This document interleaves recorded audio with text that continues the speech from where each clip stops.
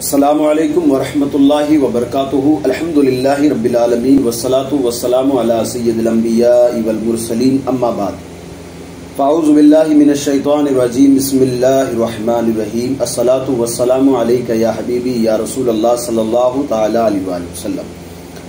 آپ تمامی حضرات کا خیر مقدم ہے ہمارے یوٹیوب چینل رضوی وائس پر۔ آپ سب کو معلوم ہوگا کہ آج سے تقریباً 1.5 سال پہلے میں نے ایک ویڈیو ایک میرے بھائی کے کہنے سے اپلوڈ کیا تھا کہ کسی نے ان سے سوال کیا تھا کہ مسجد کے پاس گھر بنانا کیسا ہے، اگر کوئی مسجد کے پاس گھر بناتا ہے تو کیا اس گھر میں مصیبتیں آتی ہے، کیا وہ گھر کبھی کامیاب نہیں ہو پاتا ہے۔ تو میں نے اس پر ویڈیو بنایا تھا اور الحمدللہ بہت سارے لوگوں نے اس ویڈیو کو دیکھا بھی اور بہت سارے لوگوں نے کومنٹ بھی کیے، اور بہت سارے لوگوں نے اس ویڈیو کے نیچے میں نے نمبر دیے تھے تو بہت سارے لوگوں نے ان نمبروں کے ذریعہ مجھ سے بات بھی کی تھی، تو میں نے نمبر دے دیے تھے۔ آج بھی اگر آپ یوٹیوب پر جا کر آپ سرچ کرو گے کہ مسجد کے پاس گھر بنانا کیسا ہے تو 1 نمبر پہ یا 2 نمبر پہ فائنلی الحمدللہ میرا وہ ویڈیو آپ کو موجود ملے گا۔ تو اگر آپ میں سے کسی نے نہیں دیکھا تو ایک بار جا کر آپ دیکھ لیں، تاکہ یہ جو لوگوں میں ایک بات پھیلائی جاتی ہے کہ مسجد کے پاس جو گھر ہوتا ہے اس میں مصیبتیں آتی ہے، بلائیں آتی ہے، تو یہ جو ہے آپ جن لوگوں سے آپ نے سنا ہے، تاکہ آپ کے دل میں جو ایک جو کڑن ہے، جو گھٹن ہے، وہ بھی باہر نکل جائے۔ میں نے جب یہ ویڈیو بنایا تھا تو اس ویڈیو کو کل نہیں بلکہ پرسوں مہاراشٹر میں ایک کوئی جگہ ہے عثمان آباد، وہاں کی کوئی میری بڑی بہن ہے، انہوں نے اس ویڈیو کو دیکھا اور دیکھنے کے بعد میرے نمبر ان کو مل گئے تھے، انہوں نے میرے پاس کال کیا تھا، تو انہوں نے کہا کہ میرا ایک سوال ہے۔ میں نے کہا جی پوچھئے۔ تو انہوں نے وہ سوال رکھ دیا میرے سامنے، کہا کہ ہمارا گھر بھی ہے مسجد کے پاس میں، اور وہ ابھی 8 سال سے یا پھر 3 سال سے یا 5 سال سے مجھے اچھی طرح سے یاد نہیں ہے، ریکارڈنگ ہے میرے پاس ان کی لیکن مجھے یاد نہیں ہے، وہ گھر میرا بند پڑا ہوا ہے۔ میں اور میرے شوہر چاہتے ہیں کہ ہم واپس اس گھر میں چلے جائیں، لیکن اب لوگ کہتے ہیں کہ اس گھر میں نہیں جانا چاہیے، وہ مسجد کے پاس گھر ہے، اور جو گھر مسجد کے پاس ہوتا ہے اس میں مصیبتیں آتی رہتی ہیں، بلائیں آتی رہتی ہے، اور نہ جانے کیا کیا لوگ باتیں بناتے ہیں۔ تو میں تو ان باتوں کو نہیں مانتی ہوں، اس میری بڑی بہن نے کہا تھا۔ میں تو الحمدللہ اللہ کا شکر ہے، میں اللہ تبارک و تعالیٰ کی ذات پر بھروسہ کرتی ہوں، لیکن میرے شوہر جو ہے ایسے آدمیوں کی باتوں میں آ چکے ہیں، تو آپ تھوڑی سی بات کر سکتے ہیں ان سے۔ تو میں نے الحمدللہ مغرب کی نماز کے بعد ان سے بھی بات کی، غالباً ان کا نام فیروز صاحب ہوگا۔ تو میں نے جب فیروز صاحب سے بات کی تو الحمدللہ وہ بھی اس بات کو مان گئے، میں نے ان کو اچھی طریقے سے سمجھایا، تو انہوں نے کہا ٹھیک ہے انشاءاللہ تبارک و تعالیٰ، جیسے ہماری تھوڑی کنڈیشن تھوڑی ٹھیک ہو جائے گی انشاءاللہ تبارک و تعالیٰ، ہم جو ہمارا گھر مسجد کے قریب ہے ہم اس کی مرمت کروائیں گے، کیونکہ کافی سالوں سے بند پڑا ہوا ہے، ہم پھر اسی گھر میں رہیں گے۔ تو یہ جو لوگ کہتے ہیں نا کہ مسجد کے پاس گھر بنانے سے مصیبتیں آتی ہیں، بلائیں آتی ہے، تو سب سے پہلے یہ بتا دوں یہ مصیبتیں بلائیں آتی کیوں ہیں، چاہے آپ مسجد سے دور رہے ہو یا مسجد کے پاس رہتے ہو۔ آپ جا کر کے اللہ تبارک و تعالیٰ کا پاک کلام قرآن مجید پڑھیے، آپ کو صاف ملے گا کہ اللہ تبارک و تعالیٰ خود فرماتا ہے کہ جو تم دنیا میں اللہ کی نافرمانی کرتے ہو، یعنی گناہ کا کام کرتے ہو، جو کام اللہ کو پسند نہیں، اللہ اس کے رسول کو پسند نہیں، وہ کام جب کرتے ہو تو اس کے بدلے میں تم پر یہ مصیبتیں آتی ہے۔ یعنی قصور مسجد کا نہیں ہے، قصور ہمارا خود کا ہے۔ ہم جب شریعت کی حدیں توڑتے ہیں نا تب جا کر ہم پر مصیبتیں آتی ہے، اور ہم یہ کہہ دیتے ہیں کہ بھئی ہمارا گھر مسجد کے پاس ہے اس لیے ہم پر مصیبتیں آتی ہے، جبکہ ہمارا گھر ہمارے چچا کے پاس ہوتا ہے، ہم تو یہ تو نہیں کہتے ہیں کہ چچا کی وجہ سے ہم پر مصیبتیں آتی ہے، ہونا بھی نہیں چاہیے، سوچنا بھی ایسی سوچ بھی نہیں رکھنی چاہیے۔ بہت سارے لوگ ایسے ہیں، ایسی لوگوں کی سوچ ہے کہ لوگ کہتے ہیں کہ اتنی تاریخ کو گاڑی نہیں لینی چاہیے۔ اب میرا یوٹیوب چینل کھنگال کے دیکھنا، میں نے کیسے کیسے لوگوں کے جواب دیے ہیں، اور پھر اس کے بعد میں ان لوگوں کو آپ دیکھیں کہ 12 ربیع الشریف کا مہینہ آتا کہ کہتے ہیں کہ اتنی تاریخ کو 12 ربیع الشریف لگ رہا ہے، اگر کوئی پہلے اس کی خوشخبری دے دے گا تو اس پر اللہ تبارک و تعالیٰ جو ہے جنت واجب کر دے گا۔ رمضان کا مہینہ آتا ہے تو لوگ ایک میسج چلاتے ہیں کہ یہ رمضان جو ہے 10 تاریخ کو لگ رہا، میں ایک مثال دے رہا ہوں، اگر کوئی بندہ جو ہے رمضان لگنے سے پہلے اگر کسی کو یہ خوشخبری دے دے گا تو اللہ تبارک و تعالیٰ اس پر جہنم حرام کر دے گا. یعنی اتنے آسانی سے ہم لوگ یہ مسئلے بنا لیتے ہیں، جبکہ ان مسئلوں کی کوئی حقیقت نہیں ہے. یہ مسئلے کہیں سے بھی ثابت نہیں ہیں. صرف اور صرف کون لوگ کرتے ہیں؟ یہ وہی لوگ کرتے ہیں. آپ نے دیکھا ہوگا کچھ لوگ قسمیں دلا کر کے کلمہ لا الہ الا اللہ محمد رسول اللہ، یا پھر وہ ایک آیت کریمہ لا الہ الا انت سبحانک انی کنت من الظالمین، وہ آیت کریمہ لکھ کر کے کہتے ہیں کہ آپ کو اللہ کی قسم، آپ کو اللہ کے رسول کی قسم، آپ کو آپ کے ماں باپ کی قسم، یا آپ جو ہے 11 لوگوں کو بھیجو آپ کو خوشخبری ملے گی. یہ صرف کچھ لوگوں کے سامنے فیمس ہونے کے لیے یہ لوگ جو ایسی پوسٹیں تیار کرتے ہیں اور لوگوں کو کہتے ہیں ہم آپ کے لیے کتنی آسانی بیان کر رہے ہیں. حالانکہ آسانی بیان کرنے والے لوگ آج بہت ہو چکے ہیں. اللہ بچائے ایسے لوگوں سے. ہم نے دیکھا کتنی آسانی کر دی ہے لوگوں کے لیے. تو کبھی انشاءاللہ تبارک تعالیٰ میں اس پر ڈیٹیل سے بات کروں گا.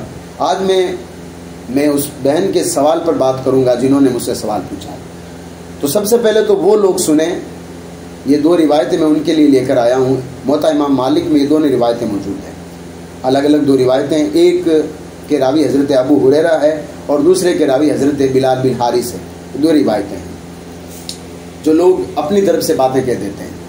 میں نے اپنے کانوں سے سنا ہے. ایک شادی کے جو ہے مطلب میں فنکشن میں تھا تو ایک صاحب کہہ رہے تھے کہ جو عورت حیض کی حالت میں ہو اس کی نکاح نہیں ہو سکتی. میں نے ان سے پوچھ لیا بھائی یہ کہاں سے ثابت ہے؟ تو انہوں نے کہا میں نے کسی سے سنا تھا. یہ نہیں ہے کہ میں نے ان سے سنا تھا، نہیں، کسی سے سنا تھا. اب کسی سے تو پورا زمانہ آ جاتا اس میں، آپ بھی آ جاتے ہیں، میں بھی آ جاتا ہوں، سب کچھ آ جاتے ہیں. تو میں نے کہا کسی سے اگر آپ نے سنا تو اس میں میں نے تو کبھی یہ بات نہیں کی ہے، اب مجھے کیوں شامل کر رہے ہیں ساتھ میں؟ ایسا نہیں ہے. آپ یہ جو مسئلہ بیان کرو یہ مسئلہ غلط ہے، لوگوں کو کہیں کہ یہ مسئلہ غلط ہے. میں نے جو بتایا یہ مسئلہ غلط ہے، ورنہ قیامت تک کے لیے اللہ تبارک و تعالیٰ کی ناراضگی آپ کو مول لینی پڑے گی. آگے میں آپ کو حدیث بیان کر رہا ہوں، وہ سن لیجیے. جو لوگ کہتے ہیں نا کہ مسجد کے پاس گھر نہیں ہونا چاہیے، یا ایسی جو باتیں جھوٹی باتیں گھڑ کر اپنی طرف سے جو باتیں بناتے ہیں ان کے لیے.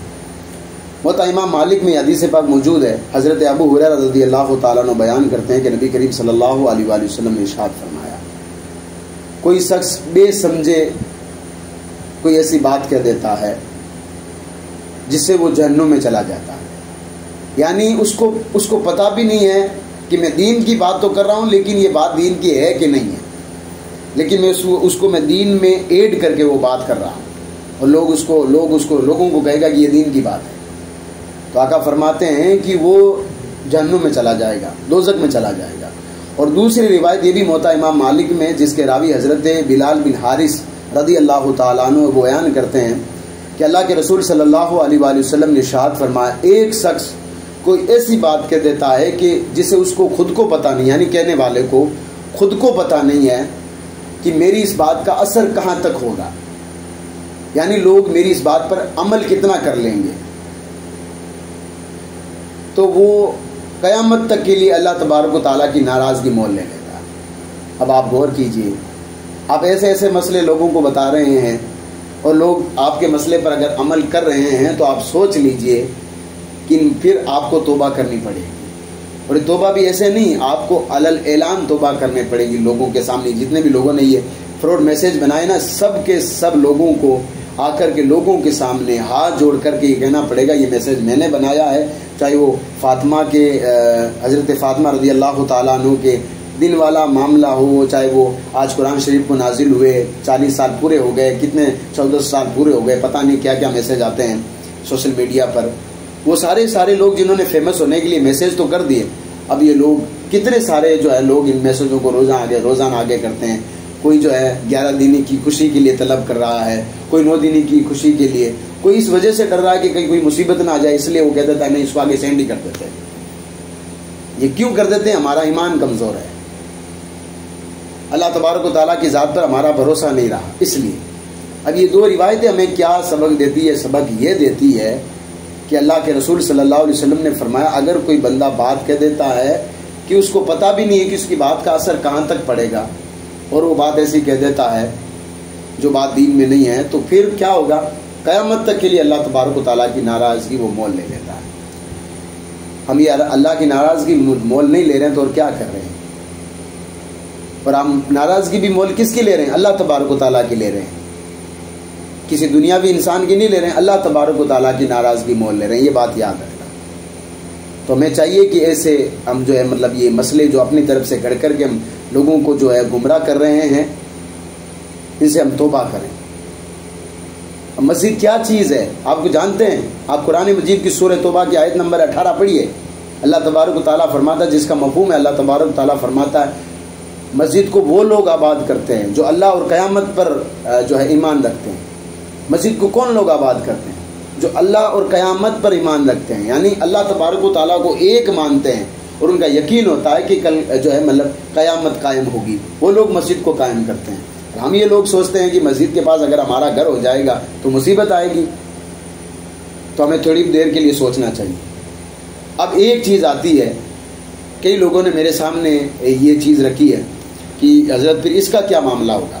میں آپ کو یہ روایت پڑھ کے سنا دیتا ہوں. وہ ایک قبیلہ تھا، مستدرک سابق میں یہ روایت موجود ہے، اور یہ وہ ایک قبیلہ تھا، بنو سلمہ ایک قبیلہ تھا، اور وہ قبیلہ مسجد نبوی سے کافی دور تھا، یعنی اپنی جگہ پر موجود تھا لیکن کافی دور تھا.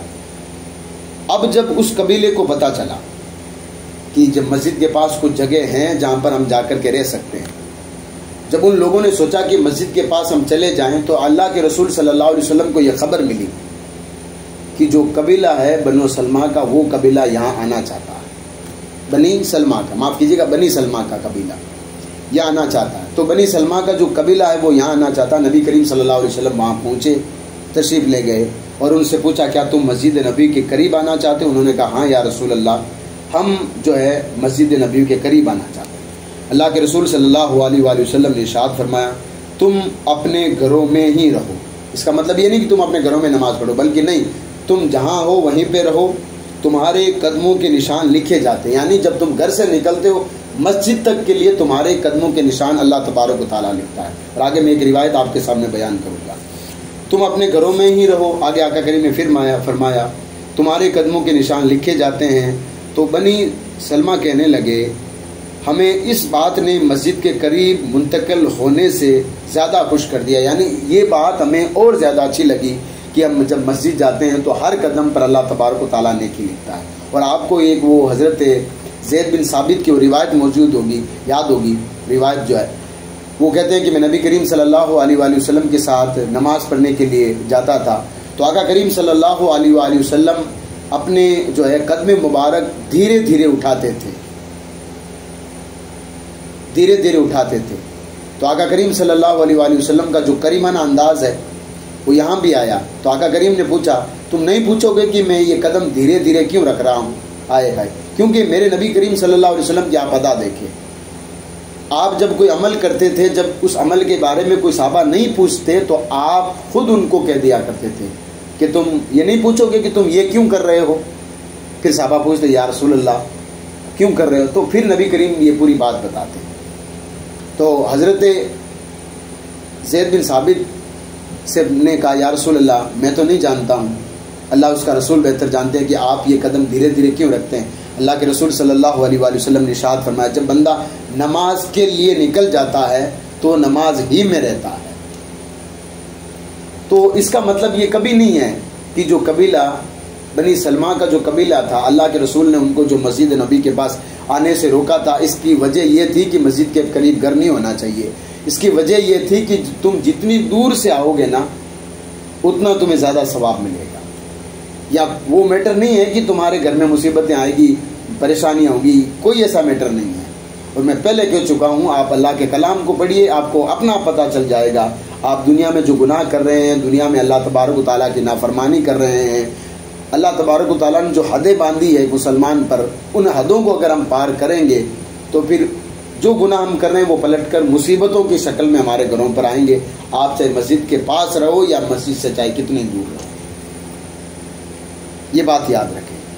تو مسجد کے پاس اگر کوئی گھر کسی کا ہوتا ہے تو یہ بات یاد رکھیں، کوئی جو ہے اس میں وہ ہے مطلب نہیں ہے، بلکہ آدمی کو تو یہ سوچنا چاہیے کہ میرا گھر کہاں پر ہے، مسجد کے پاس ہے. اب اس مسجد کا مقام کیا ہے میں آپ کو بتانا چاہتا ہوں, چند حدیث آپ کے سامنے رکھنا چاہتا ہوں.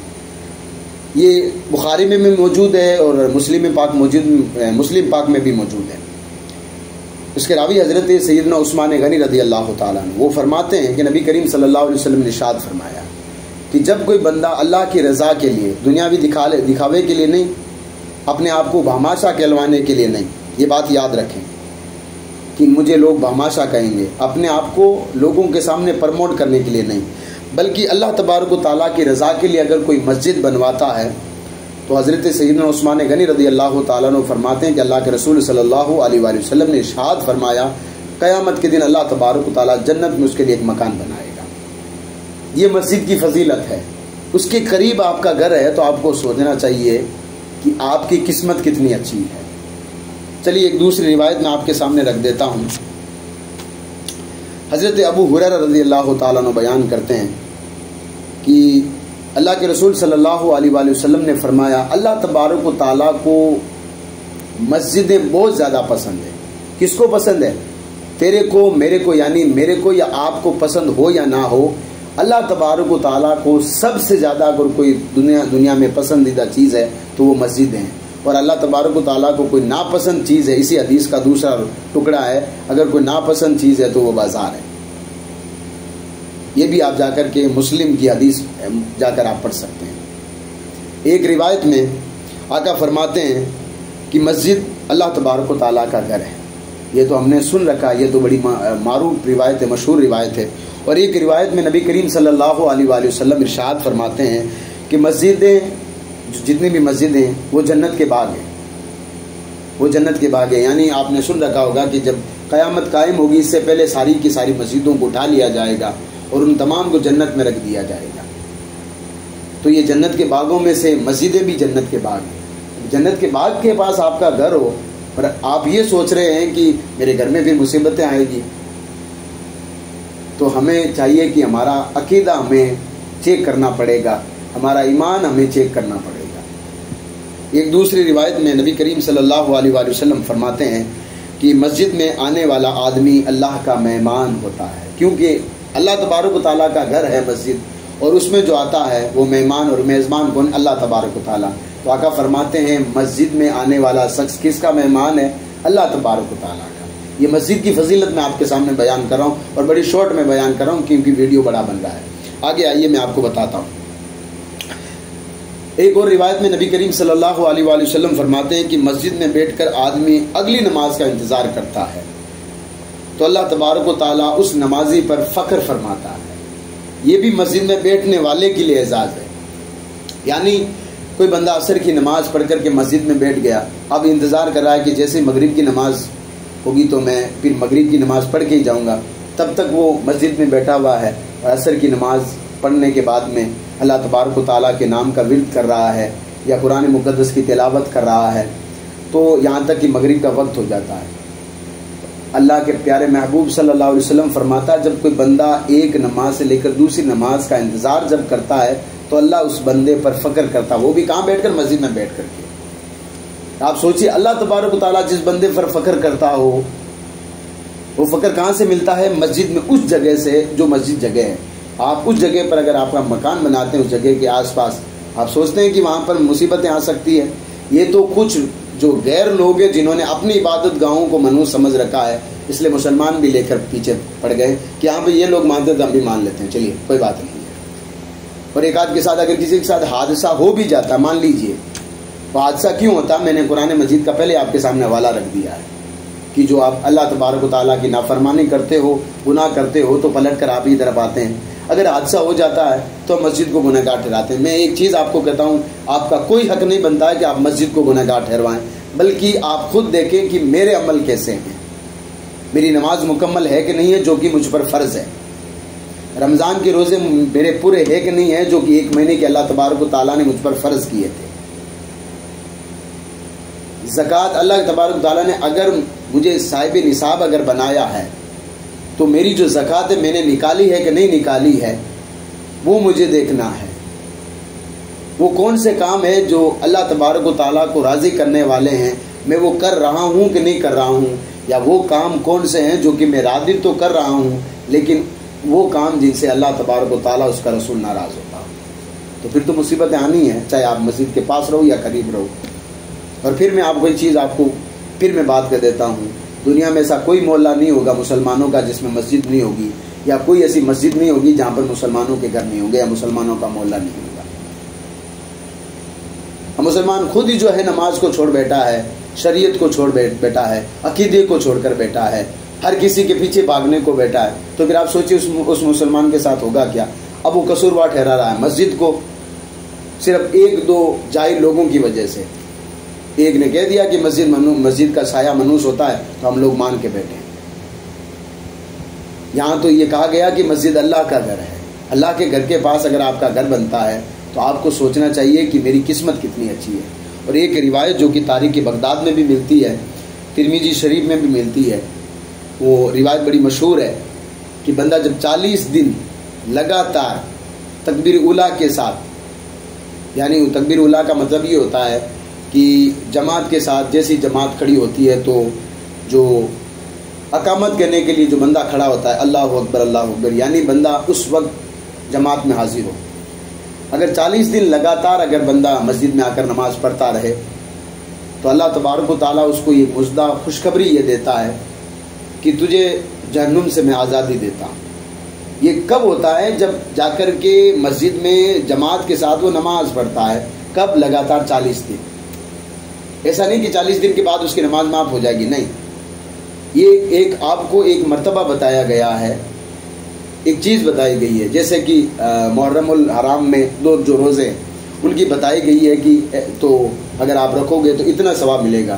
اگر محرم میں آپ روزے رکھو گے تو آپ کو منع نہیں ہے، ثواب آپ کو روزوں میں ملے گا، لیکن ان کی فضیلت کچھ اور ہے۔ یہاں اسی طریقے سے اگر کوئی 40 دن لگاتار مسجد میں آ کر کے تکبیر اولیٰ کے ساتھ نماز جماعت کے ساتھ اگر کوئی پڑھتا ہے، تکبیر اولیٰ ہو گئی تو جماعت بھی ہو گئی، تو اس میں اگر پڑھتا ہے تو اللہ تبارک و تعالیٰ حدیث کا مفہوم ہے جس کو اگر آپ آسانی سے کہہ لیں کہ آپ کو یہ خوشخبری سنا دی جاتی ہے کہ آپ اب دوزخ سے آزاد ہیں، آگے کی اپنی زندگی جو ہے اللہ اس کے رسول کی جو ہے فرما برداری میں گزارے۔ اب میں آپ کے سامنے قول رکھ رہا ہوں جو کہ امام غزالی رحمۃ اللہ تعالیٰ علیہ اپنی کتاب مکاشفۃ القلوب میں لے کر آئے ہیں۔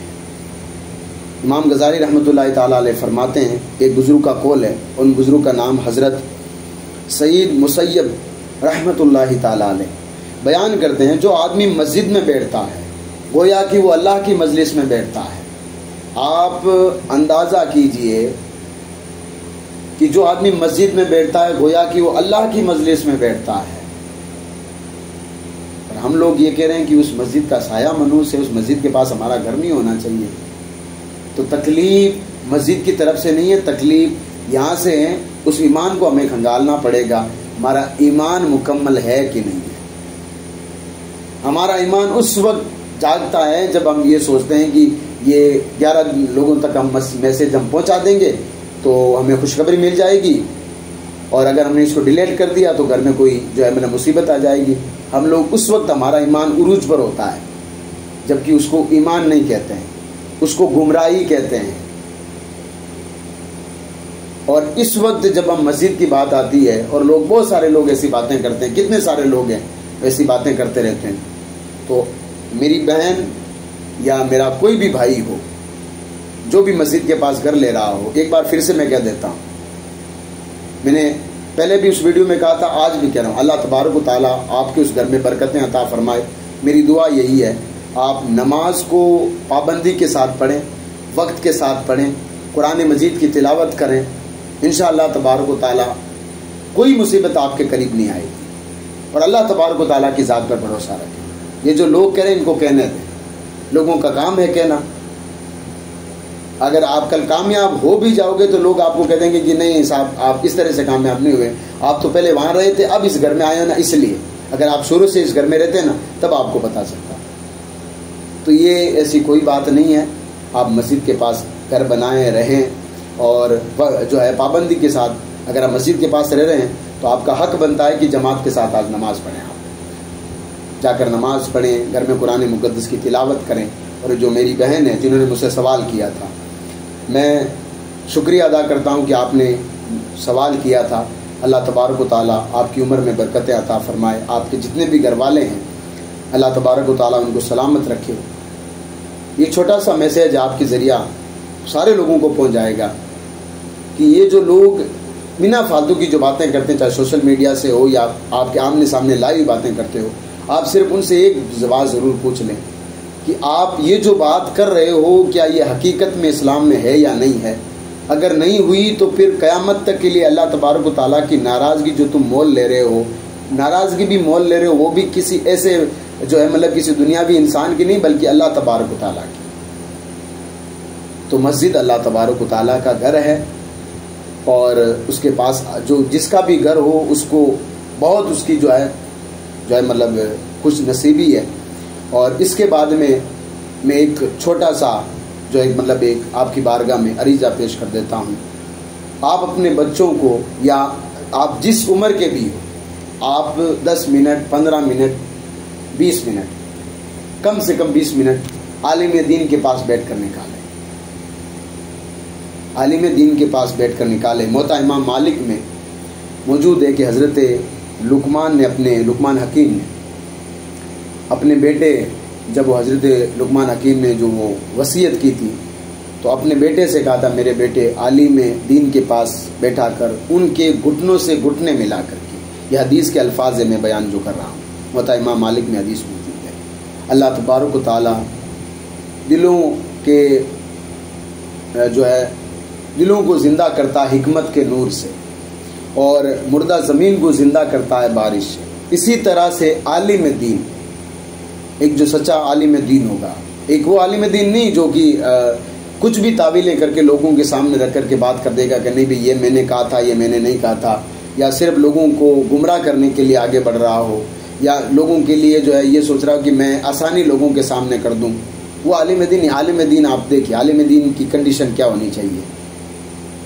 اس نے قرآن مقدس کی تفسیر, قرآن مقدس کے بارے میں وہ سب کچھ جانتا ہو, حدیث کا علم اس کو اچھی طریقے سے آتا ہو.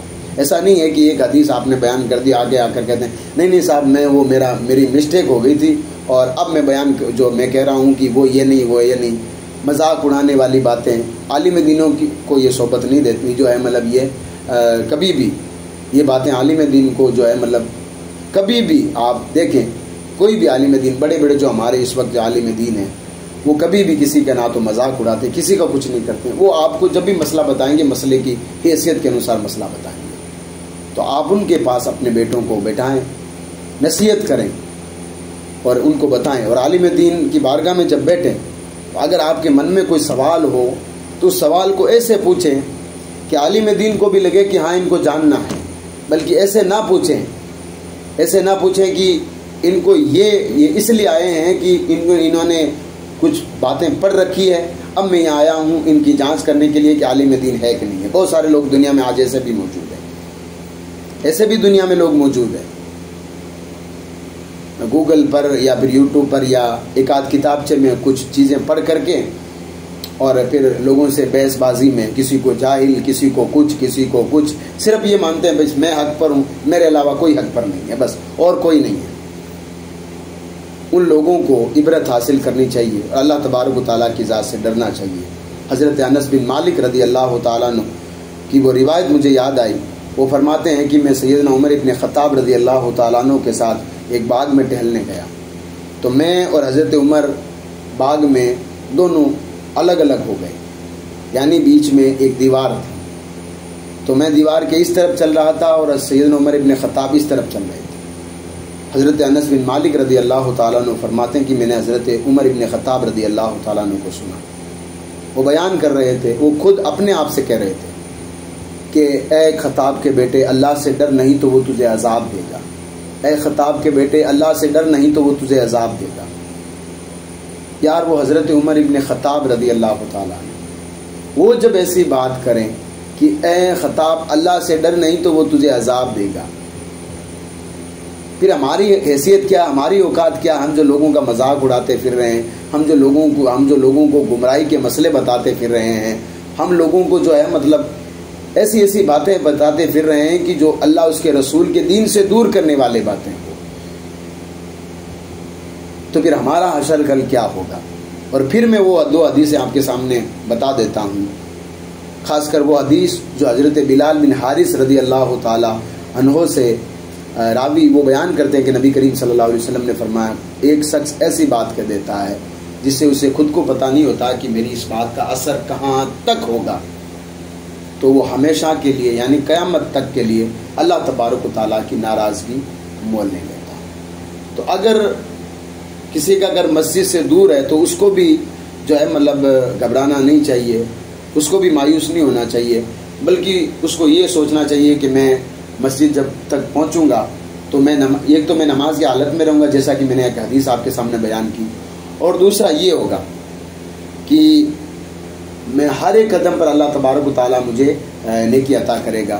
اور اگر کسی کا گھر مسجد کے قریب ہے، کسی کا گھر مسجد کے قریب ہے تو اس کو تو یہ ماننا چاہیے کہ میں تو بہت خوش جو ہے نصیب والا بندہ ہوں کہ جیسے نماز کا ٹائم ہوا میں مسجد میں پہنچ گیا، مجھے جماعت مل گئی، میں نماز پڑھ کر واپس فوراً آ گیا۔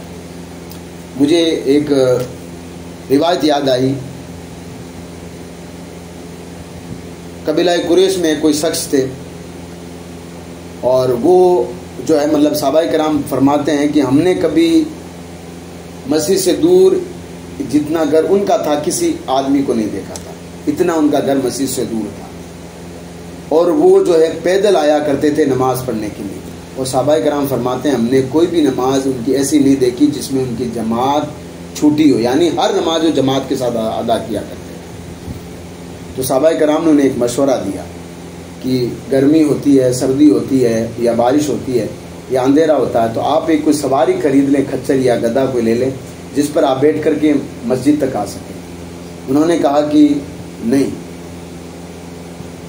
میں تو میرا دل تو اس بات سے خوش ہے کہ میں پیدل اللہ تبارک و تعالیٰ کے گھر کی طرف آ رہا ہوں، اور اللہ تبارک و تعالیٰ کا احسان یہ ہے کہ جب میں آتا ہوں تو وہ میرے قدموں کے نشان جو ہے جتنے میں قدم بڑھاتا ہوں اللہ تبارک و تعالیٰ اس میں مجھے نیکی عطا کرتا ہے۔ تو نبی کریم صلی اللہ علیہ وآلہ وسلم نے ارشاد فرمایا، جب تم گھر پہنچتے ہو تمہارے گھر والوں نے جتنے بھی نماز پڑھی ہے یا جتنے بھی عمل کیے ہیں ان ساروں کے برابر تمہارے اہل خانہ یعنی جنہوں نے تمہارے گھر والے ہیں انہوں نے عمل کیا، ساروں کے عمل کے برابر اللہ تبارک و تعالیٰ تمہیں اکیلے کو ثواب دیتا ہے۔ آپ یاد کیجیے، غور کیجیے۔ تو مسجد کے پاس جس کا بھی گھر ہے نماز کے پابند رہیے، اللہ تبارک و تعالیٰ کی جو ہے مطلب جو حدیں ہیں اللہ تبارک و تعالیٰ کی ان حدوں کو پار مت کیجیے گا، اور اللہ تبارک و تعالیٰ نے جو ہم پر جو فرض عبادتیں کی ہے، جو واجب عبادتیں کی ہے، سنتیں ہیں، ان کو جو ہے مطلب وقت پر ادا کرتے رہیے، قرآن مقدس کی تلاوت کیجیے، سمجھنے کی کوشش کیجیے۔ مسجد کے پاس گھر بنانا کوئی گناہ کا بات نہیں ہے، کوئی مصیبت والی بات نہیں ہے۔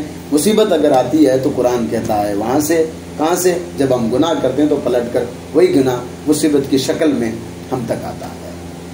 شکریہ میری بہن کا جنہوں نے مجھ سے سوال کیا تھا، اللہ آپ کو سلامت رکھے۔ آپ کا بھی اگر کوئی سوال ہو تو کمنٹ باکس میں جو ہے آپ جو ہے جا کر کے اپنا سوال رکھ سکتے ہیں، انشاءاللہ تبارک تعالیٰ آپ کا سوال حوالے کے ساتھ ساتھ ضرور جواب دیا جائے گا۔